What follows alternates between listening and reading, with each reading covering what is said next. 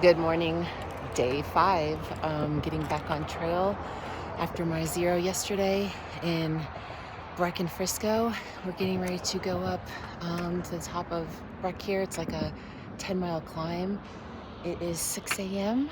Gonna be a good day. I'm really excited to be back on trail, and I've got my 2 hiking buddies with me, and let's go. Oh, it feels so good to be back out here. It is such a beautiful morning. 3 days left. That's actually crazy. This trip has flown by. So for those of you who don't know, I'm actually just doing segments 1 through 9. Last year I did segments 10 through 17, and there are like 28 segments total on the trail. So I'm doing this Colorado Trail in sections. Reason being, because originally I hadn't planned to do this trail. I was supposed to do the Tahoe Room Trail last year, but then due to snow, I kind of bailed at the last minute and hopped over here and decided to do 10 through 17, again, kind of based off snow conditions. And then once I started the trail, I was like, well, I have to finish it. So I'm doing 1 through 9 right now, and then after that, I'm going to actually go on over to Tahoe and do the Tahoe Room Trail.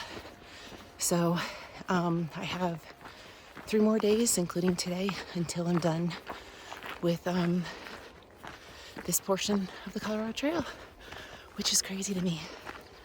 It's gone so fast. It's been wonderful. So yeah.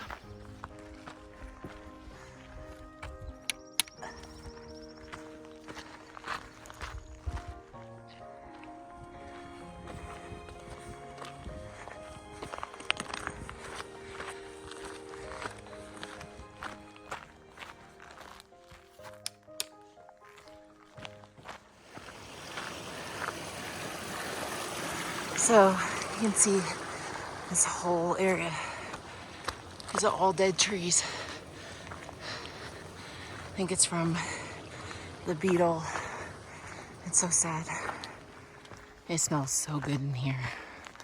This is the quintessential smell I associate with Colorado. I wish you could smell it. Oh, it's so good.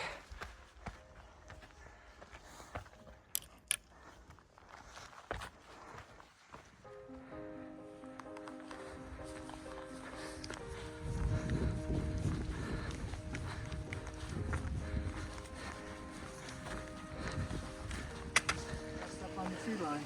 Yeah. So pretty.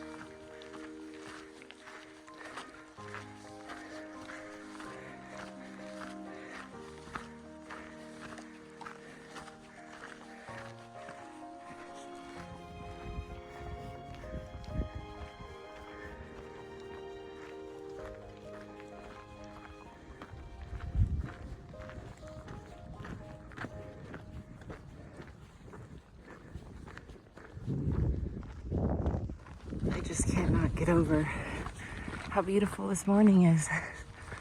These views. It's a little hazy out there, perhaps from fire, but it's gorgeous. I don't know if you can see in the camera here, but we have to go all the way up there over that ridgeline. So this has been part of a 10-mile range climb out of Breckenridge. It's 10 miles, obviously, and essentially we'll get up over Peak 5 of Breck and then over to Copper Mountain.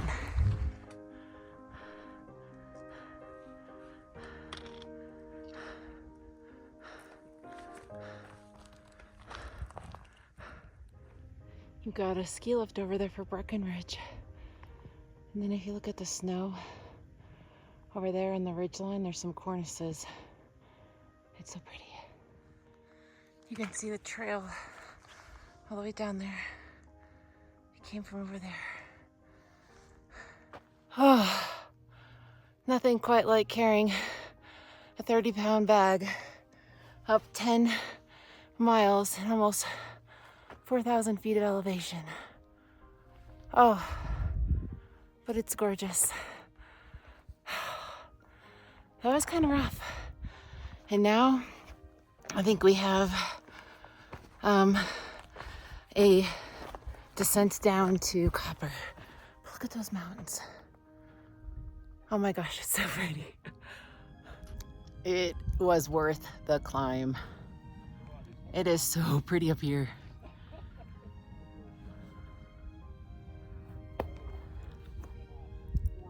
Oh. And we killed it. The notes in Far Out said it was a 5-hour climb. We did it in, it's 10 and 4. So not too bad. But I will say doing that with that heavy pack was a little rough. But yeah, actually I don't know if you can see over here is where we go. Down to Copper. We got the village of Copper down there. And then they're like Half Pike or whatever it is that snow kind of in the center there. And then all of those are the runs for Copper Mountain Resort. We actually are heading right down into town and we're going to the Starbucks.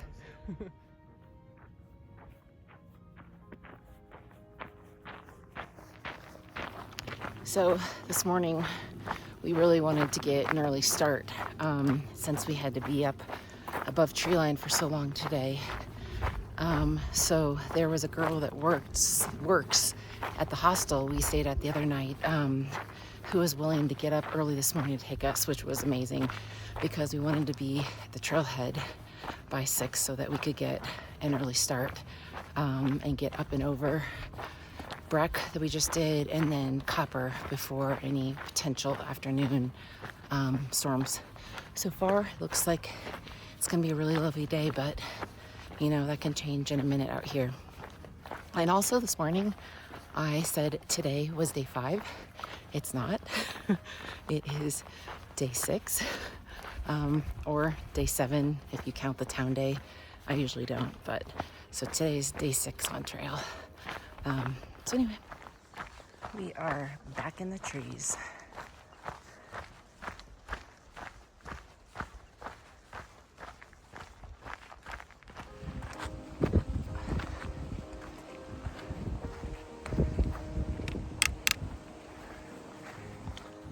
Going under some of the ski runs at Copper. Got another ski lift in the town of Copper down there. And we should be walking right by the little village that is at the bottom of some of the runs here soon. It is so crazy to me that this trail literally walks right by the village here at Copper. That is crazy.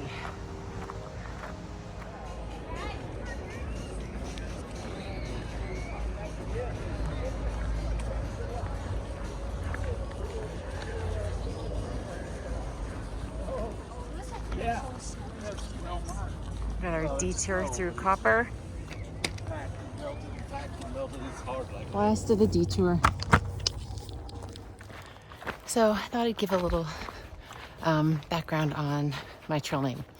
So last year when I was on trail, I I met a guy with a trail named Nobody, and he's the one that gave me the trail name because I carry a bear canister, I had bear spray, and don't come for me, but I had bear bells. And it's because I went out as a solo hiker, and it just gave me like a sense of ease. This year I dropped the bear bells, so don't worry. I still do carry the bear canister and bear spray. But anyway, that is how I got the name Bear Watcher.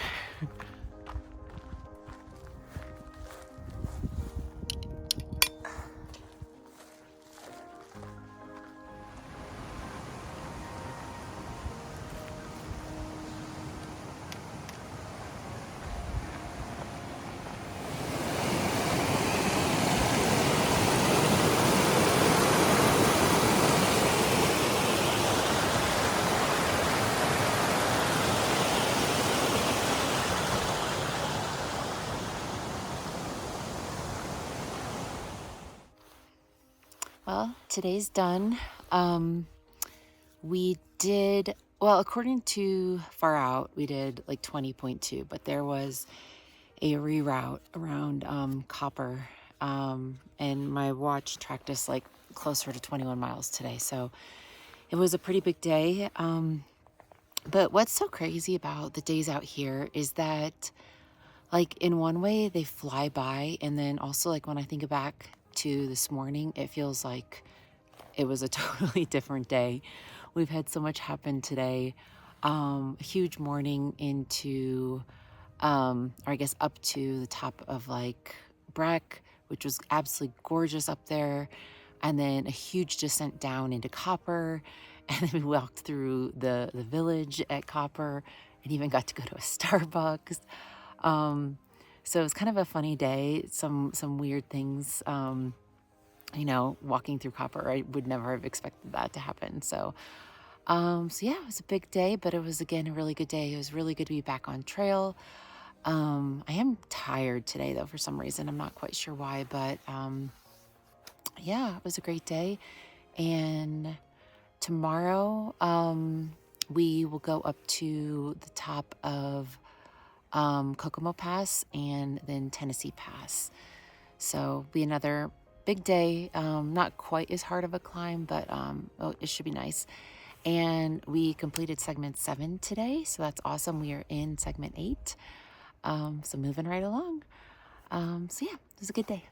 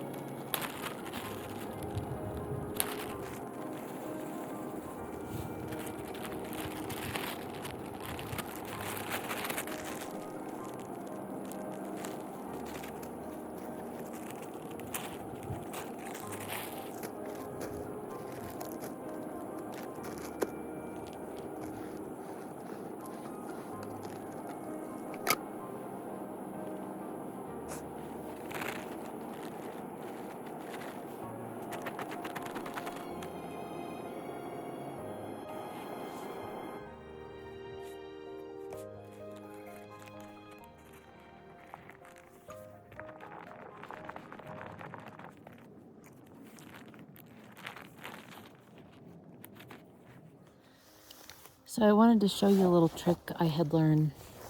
So bear canisters in the morning can be really, really, really hard to open once they get super cold. So there's this little knob here, and then these two little pieces that have to get past it. So what you do is you actually can just put like a card here, or like a little credit card, and well, it didn't work that time. Kind of slide it past while the credit card is in place, and that helps you get it open, because when this thing is cold in the morning, you can barely spin it. Oh, shoot. See, even when it's warm, it's hard. But there you go. So that makes it a little bit easier, a little trick I learned, because honestly, there have been mornings I could not get it open at all. And this is camp night 6.